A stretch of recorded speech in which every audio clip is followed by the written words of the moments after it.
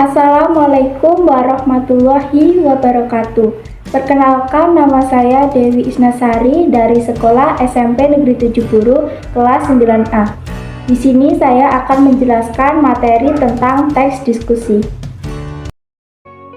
Pengertian teks diskusi adalah sebagai berikut.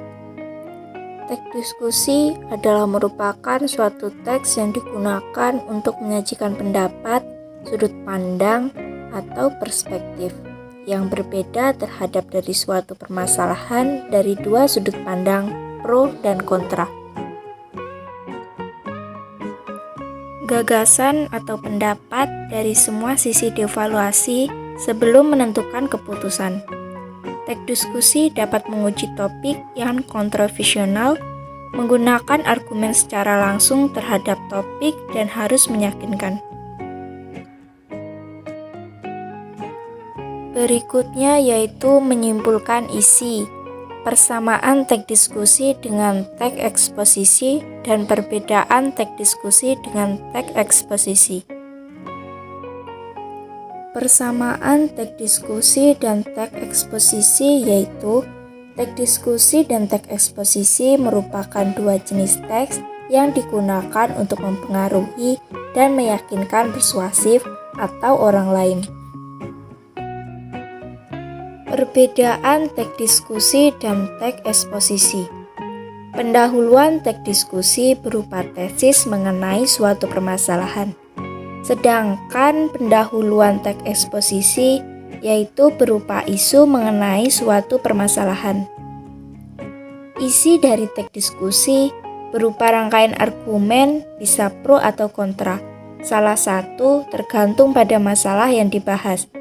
Sedangkan isi dari teks eksposisi berupa argumen yang terdiri atas argumen pro dan argumen kontra, keduanya sesuai dengan masalah yang dibahas. Penutup teks diskusi yaitu sesuai penegasan ulang atau penegasan kembali sesuai dengan permasalahan yang dibahas.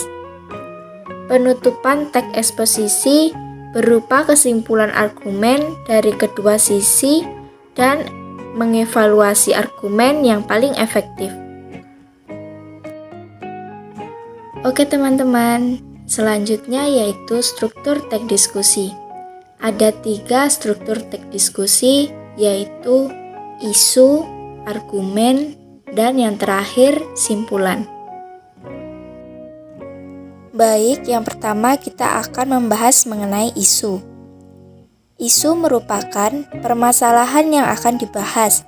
Dalam isu, disampaikan permasalahan untuk membatasi topik dan sudut pandang berbeda yang akan dibahas. Yang berikutnya yaitu contoh isu. Setiap hari kita digunakan agar kita lebih peduli terhadap lingkungan kita. Namun ternyata, tidak mudah untuk peduli terhadap lingkungan atau bergaya hidup hijau atau sebenarnya mudah. Berikutnya yaitu argumen.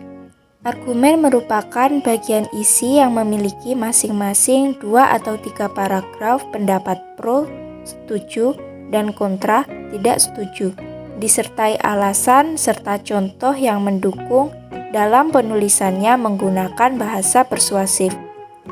Kemudian contoh argumen pro. Pada setiap kesempatan, jutaan orang melakukan gerakan kebersihan di berbagai wilayah di Indonesia dalam waktu yang berbeda-beda. Gerakan semacam ini diharapkan untuk menginspirasi masyarakat untuk selalu peduli lingkungannya masing-masing. Contoh argumen kontra.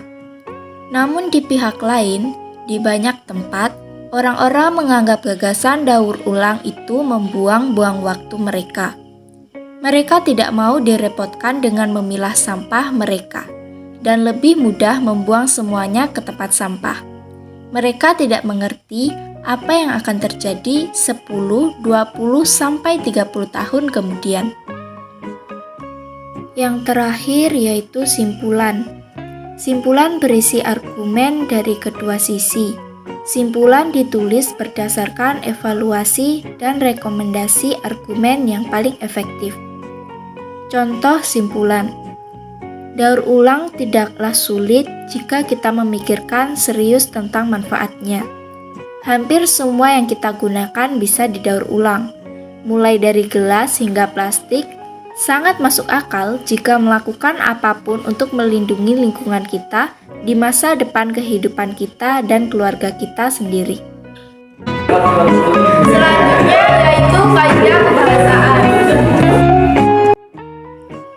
Kata yang menunjukkan apa yang terjadi. Kalimat dalam teks diskusi biasanya berbicara tentang hal yang aktual. Kata-kata yang menunjukkan apa yang terjadi, antara lain adalah merupakan, sedang, artinya, perlu, dan sebagainya. Kata-kata yang menunjukkan waktu kini, kata-kata yang menunjukkan waktu pada saat ini, sekarang.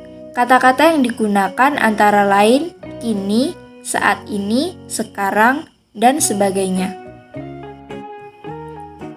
Kata emotif.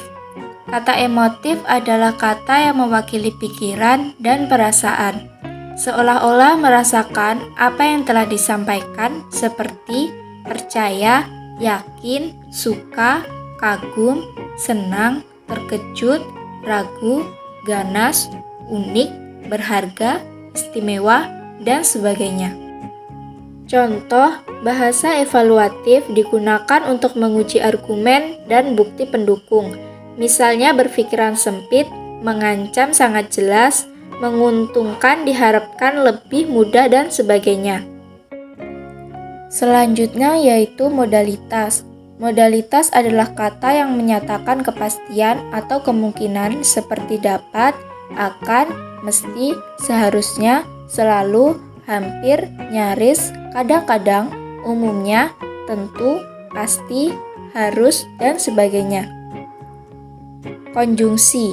Konjungsi berfungsi untuk menghubungkan dua kata, frasa, klausa kalimat penghubung antara kalimat dalam paragraf, atau konjungsi antar paragraf seperti dan atau, tetapi, oleh karena itu, dan sebagainya.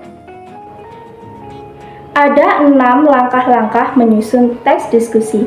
Yang pertama, mencari topik dari suatu isu atau masalah. Yang kedua, mencari tujuan atau memberikan penjelasan mengenai pro dan kontra. Yang ketiga, mencari data atau informasi mengenai isu yang telah diangkat. Yang keempat, menyusun kerangka atau karangan.